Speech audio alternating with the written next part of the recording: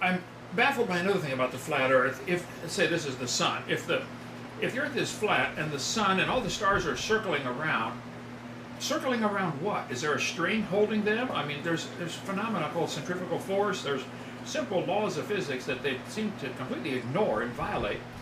Is the sun going around in a circle, and then how do you get seasons? I mean, why would it? Is it circling here, and then the whole circle is moving here? And it is just completely confuses me that they can possibly believe the sun is hovering, and what is the anchor point for it? Anyway, explain that. They don't have an answer to that, and I remark about that at least half a dozen times in my book. Their model is strictly a geometric model. It's not a dynamic model. Okay, so they're in their model, as long as the geometry works for them, and it doesn't actually, it only works maybe in one or two instances. Besides that, they have no dynamics, no forces. They don't believe in gravity, okay? They never mention inertial forces, centrifugal or Coriolis or Euler forces. So it's, again, it's just a geometric model. They don't explain the dynamics, and they can't, because the model doesn't fit any dynamical formulas that we know of. As a matter of fact, if their sun is going around, and it has to go around at a pretty rapid speed, the first thing it's going to experience is centrifugal force. And what force do they have that's compensating for that? None whatsoever, because they don't believe in gravity. So what's compensating for it? So basically, their sun should go around a half turn and spin off into space, basically, if you're going to look at it dynamically.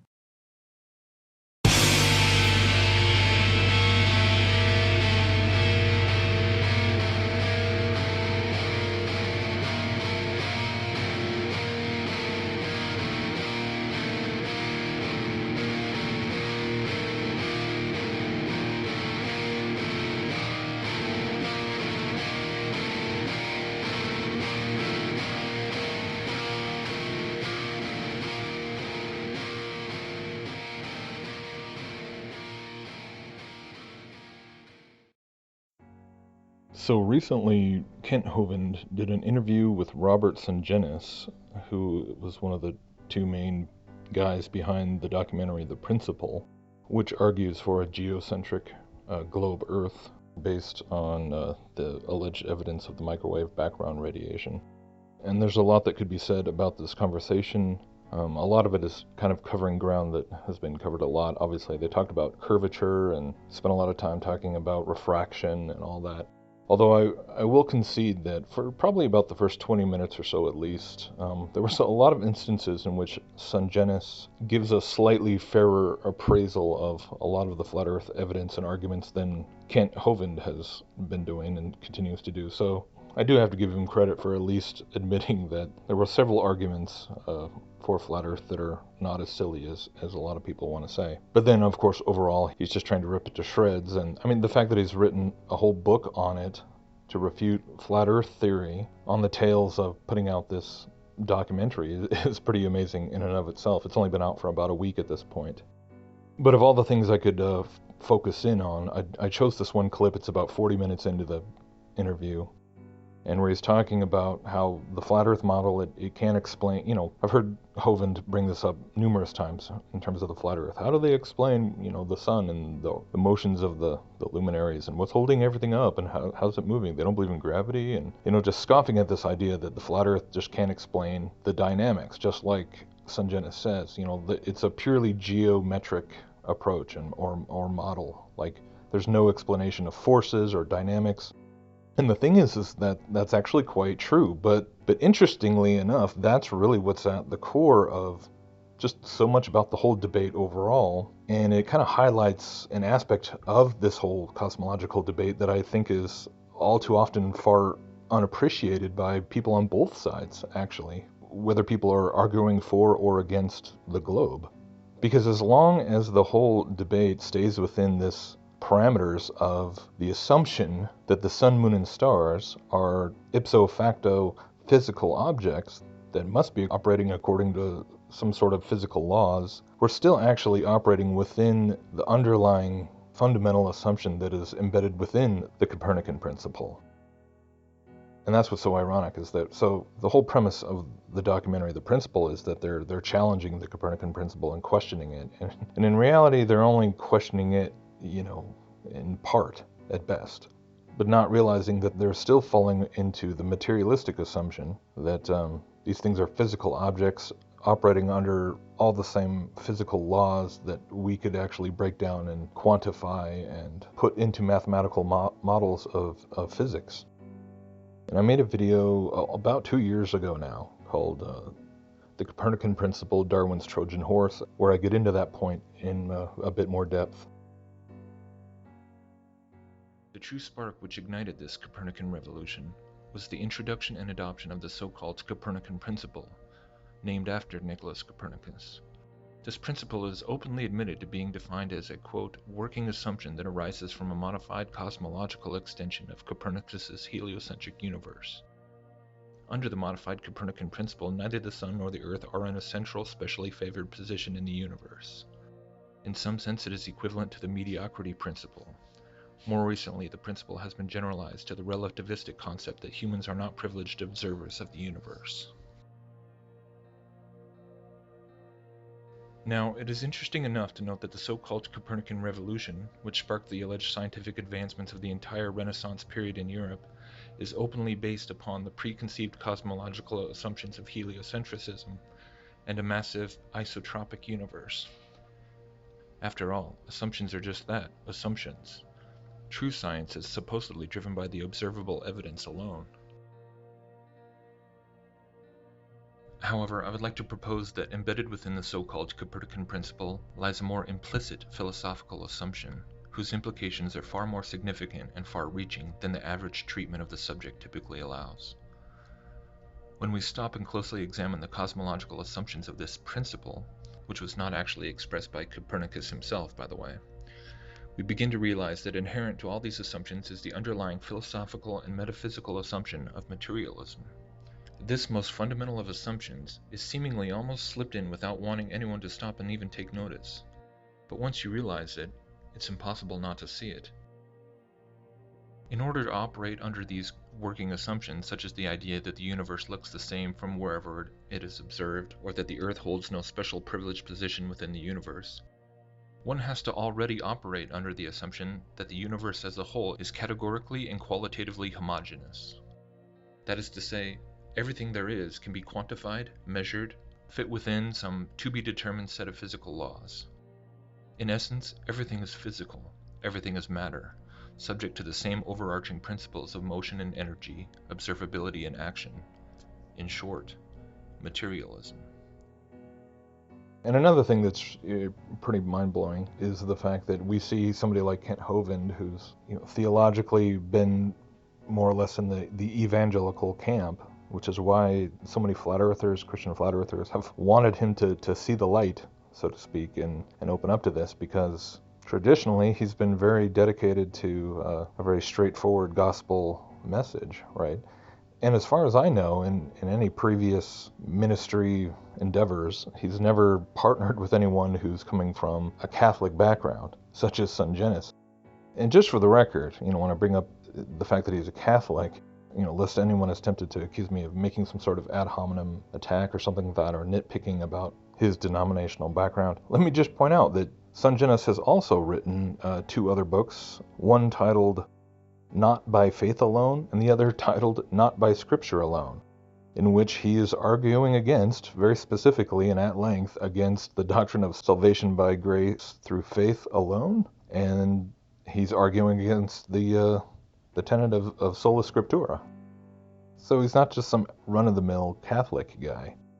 He was actually raised Roman Catholic, became Protestant, and went to Westminster Theological Seminary, graduated from there in like 84, and then in the 90s abandoned his Protestant beliefs and became a Catholic again, and then wrote these books, and has actually been involved in other controversies, like involving questioning the Holocaust and stuff, which I find incredibly ironic, because all throughout this interview with Hovind, he's scoffing at the idea of conspiracy or a new world order or any of these things. He'll make these kind of veiled references and then just laugh out of the side of his mouth, and yet he got himself in some hot water with his with the Catholic Church over his publicly questioning the numbers of the Holocaust.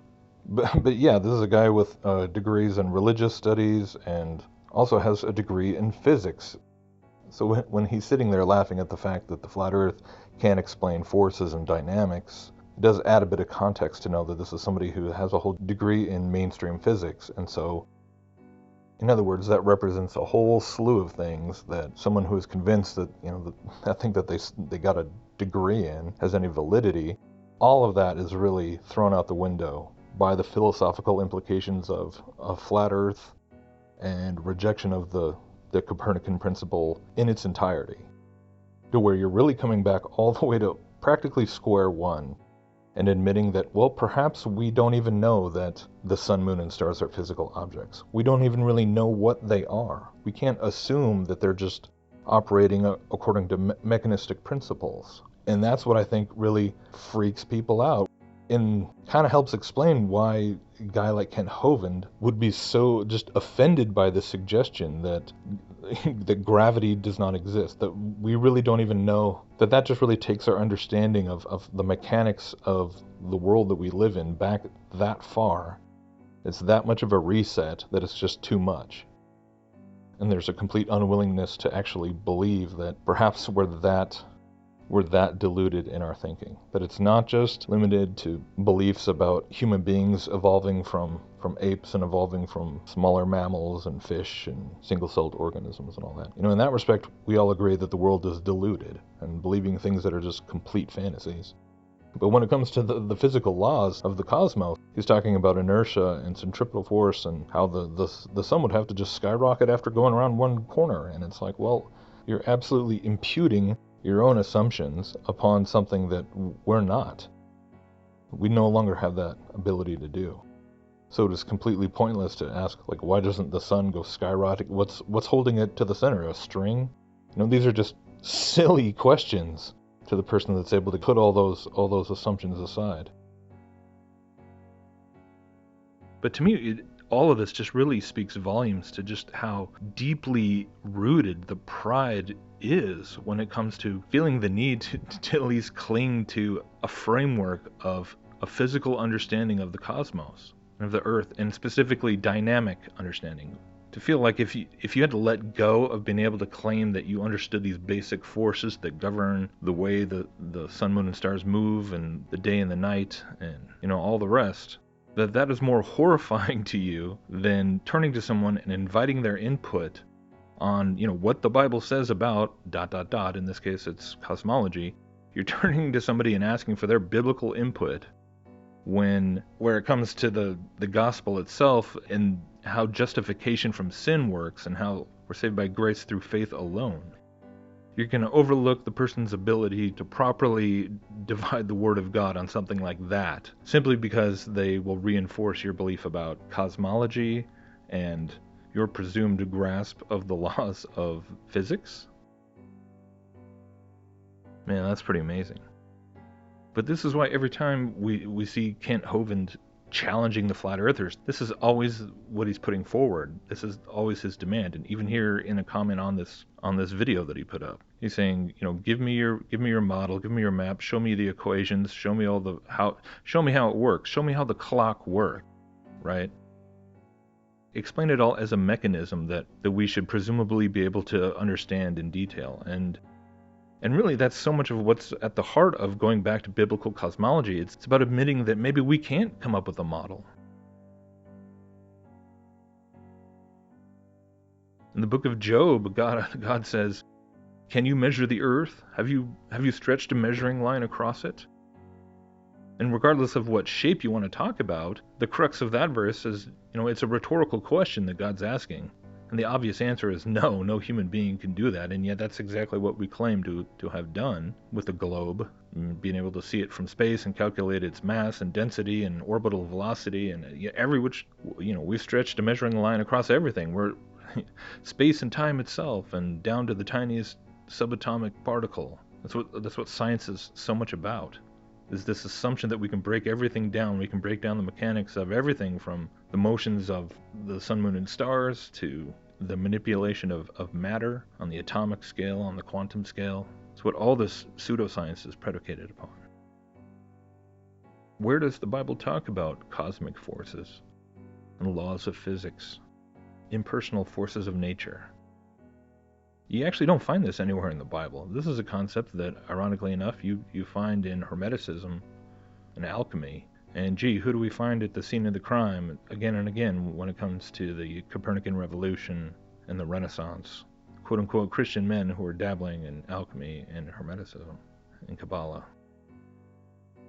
You know, so many people ask, like, why does this matter at all? What difference does it make if the Earth was flat or round? And hopefully this helps speak to that question. Because really, the rejection of Copernicanism is about more than just the rejection of the heliocentric model or the rejection of space in this big, vast, infinite cosmos. It's really the rejection of this philosophical assumption that everything that exists that we can see, you know, the stars are up in the sky, we can see them with our physical eyes, so they must be purely physical objects operating by the same physical, you know, reactions, nuclear reactions, chemical reactions, gravitational reactions, electromagnetic processes.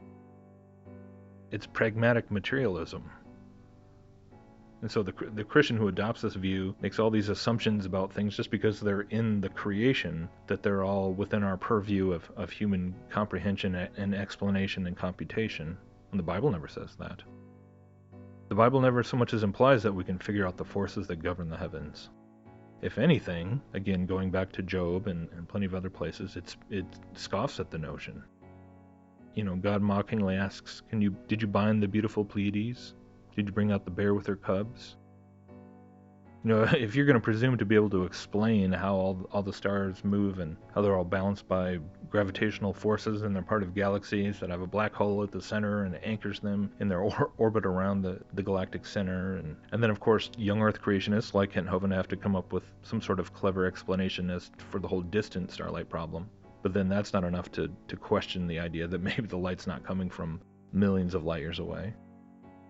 The Bible says that in the last days the stars will fall from the sky like figs falling from a fig tree. And you want to try and allegorize that away. Well, you really can't, because the analogy has already been provided by Jesus who said it. The analogy is the comparison of figs that are up suspended in the branches of the tree, and then they fall from the tree and then land on the ground. How does that statement made by Jesus make any sense if stars are these giant fusion centers that are millions of light years away? So heliocentric, geocentric, in the end, if you're still clinging to this assumption, this materialistic assumption about the heavens, then to me it's just tomato. To be saying, oh, we're rejecting the Copernican principle, but we still believe in space, we're just smack dab in the center of it. Which kind of makes me chuckle anyways, because if you stop and think about that, okay, if you want to believe that there's still this massive expanse of outer space full of galaxies and nebulas and everything else, but Earth just happens to be right smack dab in the middle of it. Well, if there's a middle, that would, by definition mean that there would have to be an exterior edge. Otherwise, you have nothing to measure the middle from. It's a meaningless word, unless there's actually a point where there's a boundary. There's a limit to how far outer space goes. However they define that or imagine that, I have no idea. But in the end, you're still talking about enclosed cosmology, because there's still a boundary to what you would call the universe, or the cosmos, or the creation. So you're getting all upset because of people who are essentially believing the same thing you do, this geocentric, and that it is enclosed, that it is a finite cosmos. It has a boundary of some sort. Otherwise, it's just completely meaningless to even talk about geocentrism. It loses all of its alleged significance. But that's it. That's the only difference between the principles version of outer space and then the mainstream heliocentric Copernican model of the universe, where our solar system is just off in some obscure quadrant of the universe that we're not central to anything.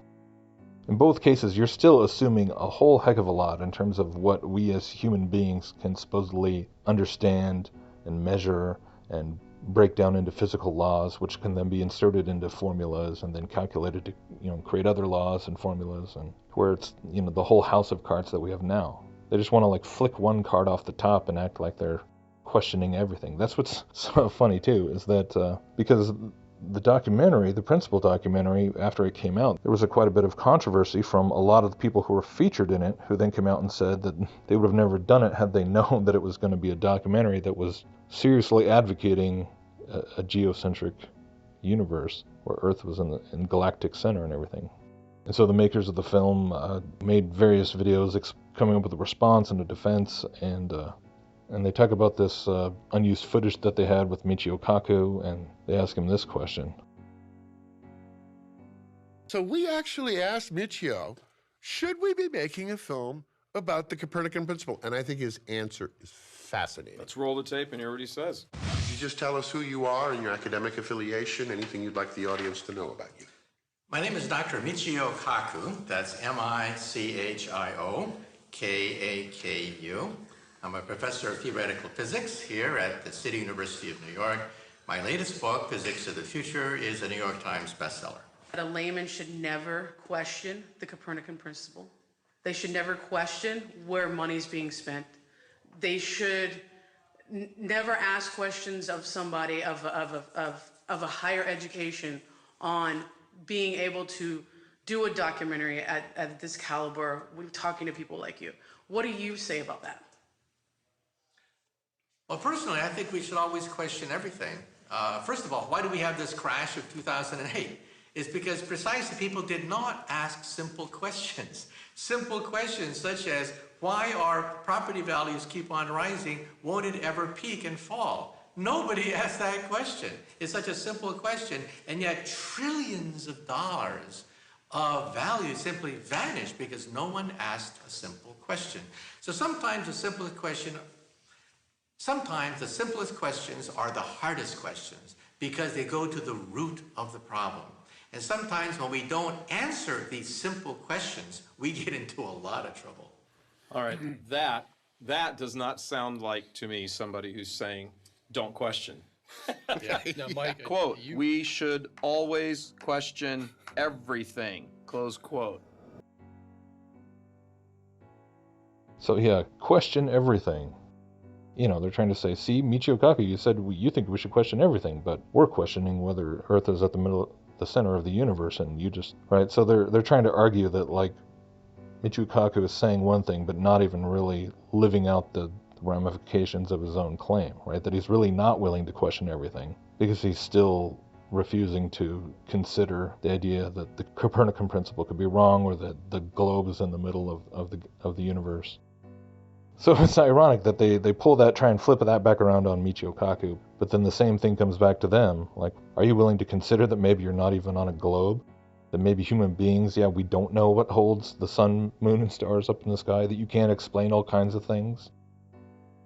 So those are the two things that are kind of being exemplified here. There's one, there's the continued adherence to philosophical assumptions about just the way we approach the question of the heavens and the luminaries and how they work. So that's a very common one. And then the other one, being exemplified quite a bit, is just that double standard in terms of, you know, scoffing at just the grand scale of such a conspiracy. That's one of the biggest things we run into constantly.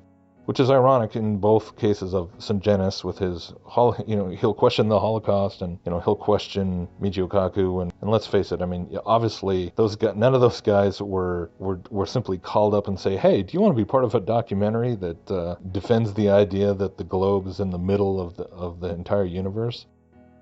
We're doing a pro-geocentric documentary, and we'd like you to be in it. You know that was not what they said to any of those people, including the narrator. I mean, they all came out and.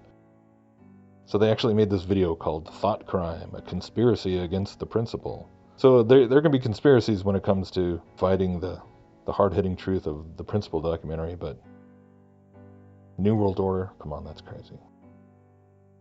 And Kent Hovind too, before he went into prison, Kent Hovind was talking about the New World Order. He was on record talking about Freemasons being a satanic organization. He was talking about the Federal Reserve, I mean, all this stuff. And then he comes out of prison and he doesn't want to talk about any of that stuff anymore, and he just wants to focus on creation and dinosaurs. But then he just has the need to just keep on trying to beat Flat Earth into the ground, even though I haven't yet met a Flat Earther who was brought into just a more literal interpretation of the Bible, who then turned around and converted to Catholicism and started attacking the doctrine of salvation by faith alone, or sola scriptura. I mean, my goodness. So that's really what it comes down to. Those are two of the biggest obstacles that you're really combating when you're getting into this debate over cosmology. Really, the pride issue of feeling like, well, as humanity as a whole has to be able to understand all these things because, we have so much technology that is based off these theories, and two, that, there just couldn't be a cover-up that big. They couldn't fake all the space missions and the moon landings and, their unwillingness to believe in that level of deception. So yeah, when Kent Hovind demands all these things about show me a model and explain to me all the forces, it's just an argument from assumption. So anyone who does try and engage with him, if he ever actually does entertain someone, that's where you start. That's where the whole debate, you don't even get into all the physics, because by doing that, you're actually conceding their own assumption, whether you realize it or not. Part of being willing to even consider the idea that the Earth might be flat really involves entertaining the idea that maybe there are things that we just don't understand and maybe never will be able to explain. Maybe we'll never be able to explain why things fall down. But then again, we have a much fuller concept of what even down means. Or up.